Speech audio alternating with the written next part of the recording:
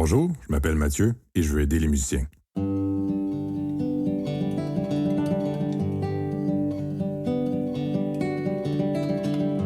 Bonjour tout le monde, j'espère que vous allez bien. Mon nom est Mathieu Boucher, très heureux de vous retrouver pour ce deuxième épisode du balado Le Musicien Stratégique. Le deuxième épisode du balado, mais le premier d'une série d'épisodes qui seront consacrés à la mémorisation. Mais la mémorisation sous l'angle de l'apprentissage d'une musique à jouer, plutôt que simplement sous l'angle du jeu par cœur. Avant d'aborder le sujet, on va faire un petit retour sur ce qui a été abordé lors du dernier épisode. Donc, du premier épisode, en fait, on a vu la définition de pourquoi on travaille notre instrument. Je vous rappelle que la définition, c'était que le but du travail instrumental est de permettre à des tâches cognitives, musicales et physiques d'être exécutées avec le moins de contrôle conscient possible pour libérer la concentration du musicien, finalement, pour pouvoir se concentrer sur d'autres tâches plus complexes comme l'interprétation. Mais pour que les tâches soient exécutées avec facilité, donc ces tâches cognitives, musicales et physiques, pour qu'elles soient exécutées avec facilité, il faut avoir toutes les informations nécessaires en tête pour y arriver. On fait donc référence à toutes les informations à retenir lorsqu'on apprend une œuvre. Lorsqu'il est question de rétention des informations, on fait souvent référence à la mémorisation. Ce que je vais vous parler dans cet épisode et dans les prochains épisodes à venir s'applique de façon évidente lorsqu'on joue une pièce par cœur, mais on doit reconnaître que souvent, lorsqu'on joue sur scène avec une partition, ce n'est pas non plus de la lecture à vue. Ça va être la partition va agir en tant qu'aide-mémoire. Et même quand on improvise, on n'écrit pas tout sur l'instant. Très souvent, l'improvisation va être en fait un assemblage dans un ordre aléatoire d'éléments qu'on connaît déjà, donc des éléments qu'on a déjà mémorisés. Donc, bien que j'utilise le terme mémorisation, je vais utiliser le terme mémoire pour parler de la rétention d'informations. Il reste tout de même qu'on ne parle donc pas uniquement du jeu par cœur, mais bien de tout, n'importe quelle situation de jeu, lecture à vue, improvisation ou interprétation par cœur qui demande qu'un apprentissage préalable a été fait pour qu'on puisse jouer la pièce ou l'improviser.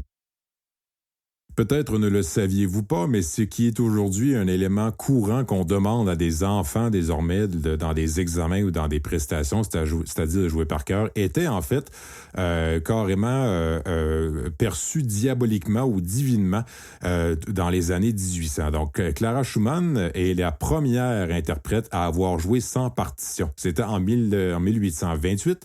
Elle a été suivie ensuite par Liszt et Paganini. À cette époque-là, c'était perçu justement comme divinement ou diaboliquement inspiré. Le public n'en revenait pas. Or, c'est ce qu'on demande aujourd'hui à des enfants, même de très jeune âge, de faire leur examen ou de faire leur concert sans partition. Le fait de jouer par cœur est devenu la norme ensuite au courant pour la suite du 19e siècle. En fait, et évidemment, il y a des avantages à jouer par cœur sur le plan de la musicalité et de la technique. Mais ça cause aussi des avantages puisque ça génère souvent aussi beaucoup d'anxiété chez les musiciens. Avant d'aborder le sujet plus précis de la mémorisation musicale, je me permets de vous parler un peu de la mémorisation en général. Donc, il y a un concept assez classique de la mémorisation qui implique la distinction entre les sens, la mémoire de travail et la mémoire à long terme. Ce modèle-là a été élaboré par deux chercheurs, Atkinson et Shiffrin, dans les années 60 et en fait fait un peu office de référence générale pour tout le monde. Donc, on a la distinction entre le registre sensoriel, la mémoire à court terme et la mémoire à long terme. D'abord, pour les registres sensoriels, c'est tout simplement ce que nos sens perçoivent. Souvent, nos sens vont être très éveillés, très ouverts si on a un intérêt envers l'apprentissage qui est en cours et les sens vont être très fermés s'il n'y a pas d'intérêt du tout. Ce n'est toutefois pas vous qui décidez de ce que vous gardez ou pas en mémoire à cette étape-là du processus de mémorisation, puisque toute information qui est perçue par les sens est automatiquement transférée dans la mémoire de travail. Donc, sur le plan pédagogique, la première tâche à faire, c'est de capter l'attention des apprenants. Dans la mémoire de travail, qui est souvent appelée mémoire à court terme, mais parfois dans certains modèles, les deux mémoires vont être séparées en deux concepts différents. Donc, de façon générale, les informations qui sont dans la mémoire de travail ou la mémoire à court terme, ils sont traitées très, très brièvement. À ce stade-là de la mémorisation, l'information, elle est retenue si elle est considérée pertinente et en lien avec des informations déjà présentes dans la mémoire à long terme. Il faut donc qu'il y ait un lien entre ce qu'on entend et ce qu'on sait déjà. S'il y a un lien entre ce qui est perçu par les sens, donc temporairement dans la mémoire à court terme et en lien avec ce qu'on sait déjà, il y a donc probablement une pertinence à retenir l'information. Et bon, une fois que là, il y a cette pertinence-là qui est établie, l'information, elle est travaillée, elle est ensuite entreposée, qu'on pourrait dire, dans la mémoire à long terme, qui a une capacité qui est limitée uniquement par les stratégies de la personne. Dans votre mémoire à long terme actuellement, vous avez un mélange d'informations qu'on va dire factuelles. Par exemple, si je vous dis les notes do, mi, sol constituent l'arpège de do majeur, que Beethoven a écrit une 5e symphonie très, très célèbre, et une 9e aussi, évidemment. Donc, ce sont des informations factuelles. Il y a aussi des informations qu'on dit épisodiques, des souvenirs personnels, et des informations qu'on va dire procédurales et motrices. Comment faire quelque chose, les étapes pour faire une action et finalement l'information sur l'information un peu musculaire sur comment faire une action. Le transfert donc de la mémoire de travail, de la mémoire à court terme à la mémoire à long terme peut se faire automatiquement. Donc par exemple, si le nom d'une personne absolument renversante que vous avez rencontrée dans une fête, probablement que vous n'aurez pas besoin de répéter le nom de cette personne-là pour pouvoir la prendre par cœur. Le fait que la personne vous plaît énormément va faire en sorte que l'information va être retenue immédiatement. Ou, donc ça c'est quand ça se passe automatiquement, ou avec des efforts répétés, comme par exemple apprendre par cœur une partition musicale, apprendre une partition musicale tout court, apprendre un poème par cœur, que vous réciterez peut-être à la personne absolument renversante. La tâche de la mémoire, bien évidemment, c'est d'emmagasiner de l'information, c'est ce qu'on dit, en mémoriser. Donc, on entre de l'information dans notre cerveau, mais on pense très peu souvent au fait que la mémoire sert aussi au rappel de l'information. Donc, trouver et ressortir la bonne information. Ce qu'un musicien fait plusieurs fois par seconde lorsqu'il joue une pièce. Peu importe la pièce que vous avez apprise, vous avez des milliers et des millions d'informations pour une seule pièce de musique. Les informations, toutefois, sont placées complètement pêle-mêle dans le cerveau. Donc, pendant que vous avez appris une pièce, vous avez emmagasiné de l'information, vous répétez, et donc, finalement, quand vous allez rejouer la pièce ensuite, le cerveau, votre mémoire, doit aussi aller chercher ces informations-là une par une et les transformer en commandes musculaires, si je peux m'exprimer ici, pour que vous puissiez jouer l'instrument ou chanter, peu importe, mais cette information-là est traduite ultimement en mouvement musculaire pour émettre le son ou jouer sur l'instrument. Cela dit, ce rappel-là doit se faire dans le bon ordre, c'est-à-dire, admettons que vous avez retenu 30 000 informations pour jouer une petite pièce. Lorsque vous jouez la pièce devant public, si la 6574e information passe avant la 6573e, c'est le fatal blanc de mémoire ou du moins probablement un accrochage.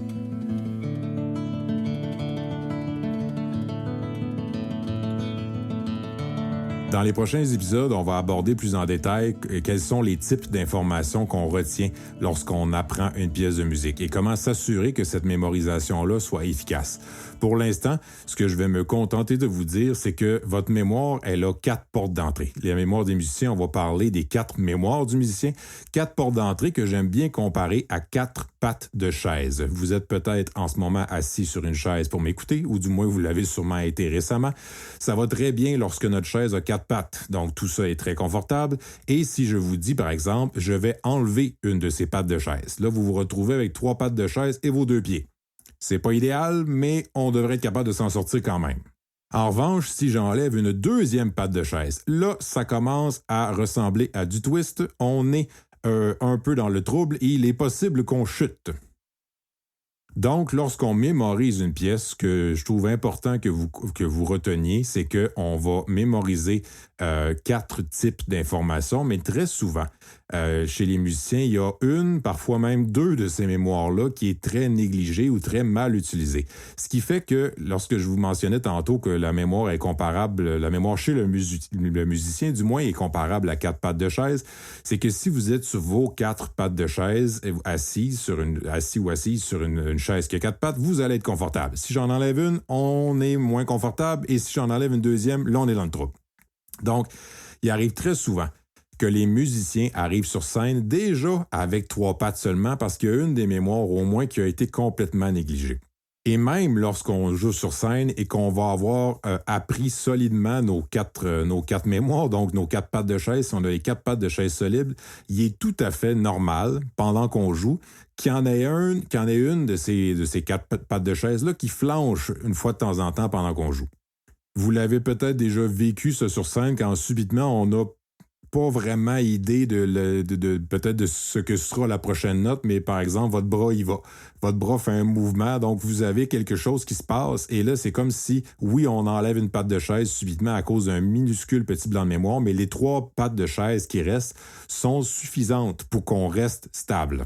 Et donc, comme je le mentionnais, il arrive parfois, malheureusement, que des musiciens se présentent sur scène avec une patte de chaise, une mémoire qui a été déjà d'avance complètement négligée, ce qui fait que là, on commence la pièce avec 3 pattes de chaise, donc déjà une patte de chaise enlevée, et là, s'il y en a une qui flanche, là, évidemment, on est vraiment dans le trouble.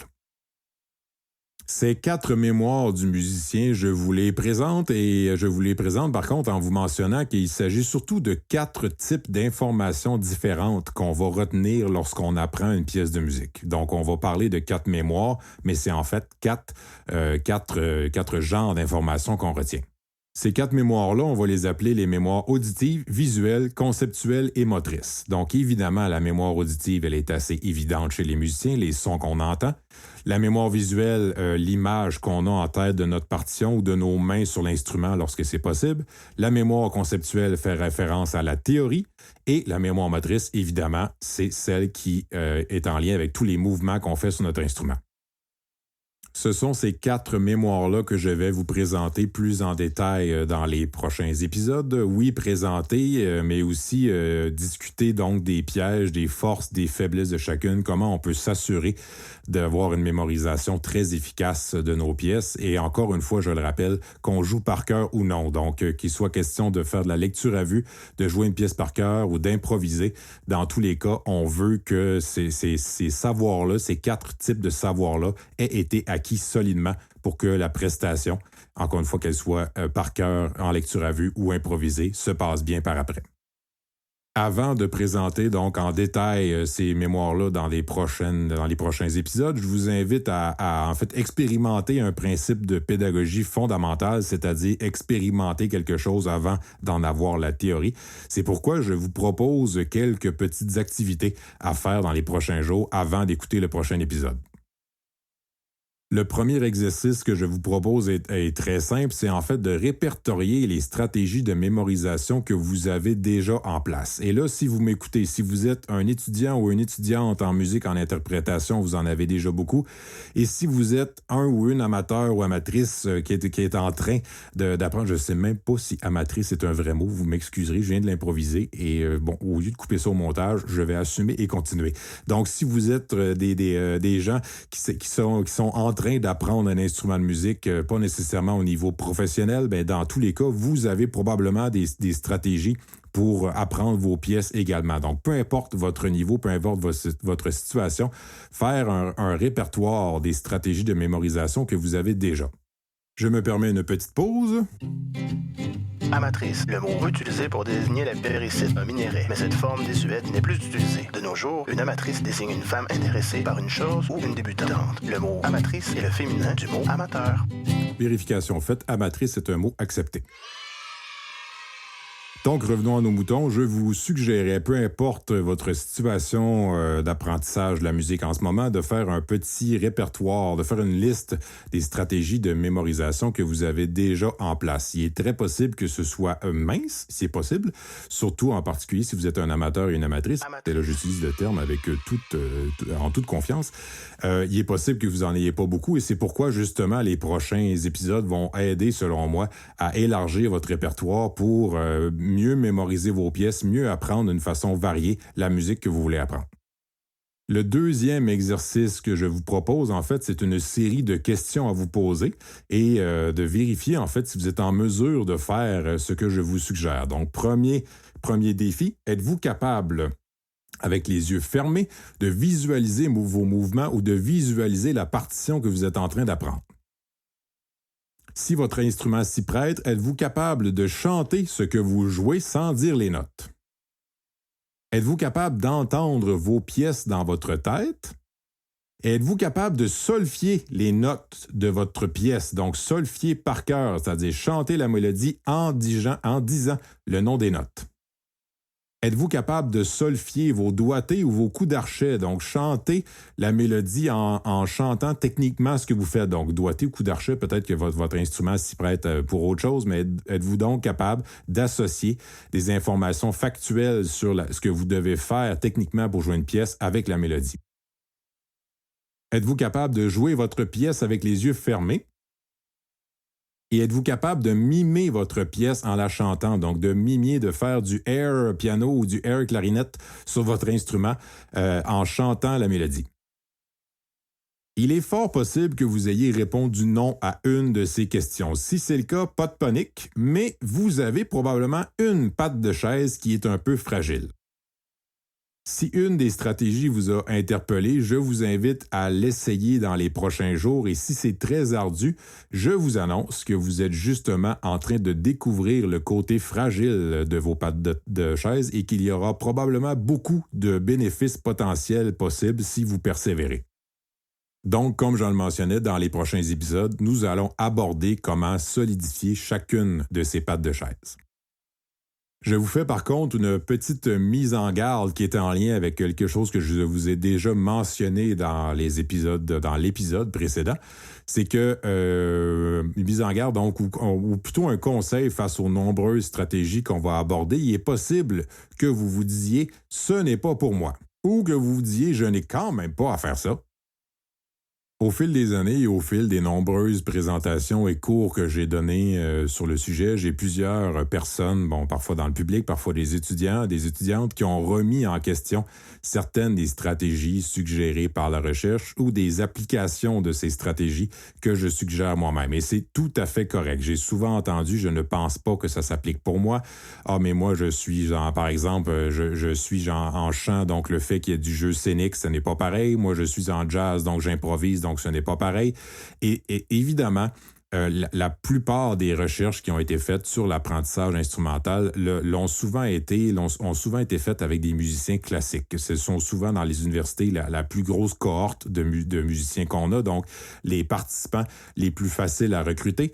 Cela dit, comme je le mentionnais tantôt, lorsqu'il est question de mémorisation, ce qu'on veut en fait, c'est que des informations qui soient dans le cerveau soient transformées en commandes musculaires pour faire le mouvement, peu importe celui qu'on doit faire pour jouer notre instrument. Donc, que ce soit le contrôle de vos cordes vocales, le contrôle de votre embouchure dans un instrument avant, le contrôle de vos doigts sur des instruments à cordes ou à clavier, il reste quand même que le son vient du fait qu'il y a un muscle du corps humain qui a bougé pour faire ce son-là. Et c'est pourquoi je considère que ces savoirs-là transcendent à peu près tous les styles et transcendent tous les contextes musicaux. On veut finalement que ce qu'on a appris fonctionne bien lorsqu'il vient le temps de jouer.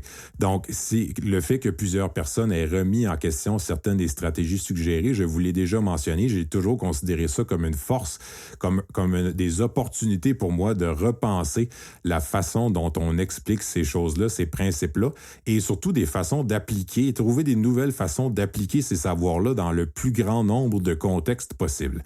Donc, ça m'a souvent aidé, les fameux « oui, mais je ne pense pas que ça s'applique ». Mais il est arrivé très, très souvent aussi que la stratégie qui a été rejetée par la personne était justement liée à ce que la personne me disait qu'il ou elle n'aimait pas de ses propres prestations. Donc, quand je vous mentionnais que notre cerveau reproduit sur scène ce qu'on l'a préparé à faire dans nos studios de travail, je pense que ça en était une belle preuve lorsque quelqu'un dit « ce n'est pas pour moi ». Très souvent, il arrive souvent que j'arrive à lier ce que la personne ne veut pas faire avec un élément que cette personne-là n'aime pas de ses propres prestations. C'est pourquoi je vous invite fortement à essayer certaines des stratégies qui vous auront peut-être fait sourciller lorsque je les ai mentionnées tantôt. Donc, je vous invite à les essayer dans les prochains jours et finalement, dans les prochains épisodes, on va voir plus concrètement comment nos 4 mémoires fonctionnent et comment maximiser leur efficacité. J'espère vous retrouver pour le prochain épisode. Mathieu Boucher au micro, très heureux d'être avec vous et je vous dis bon travail et prenez soin de vous.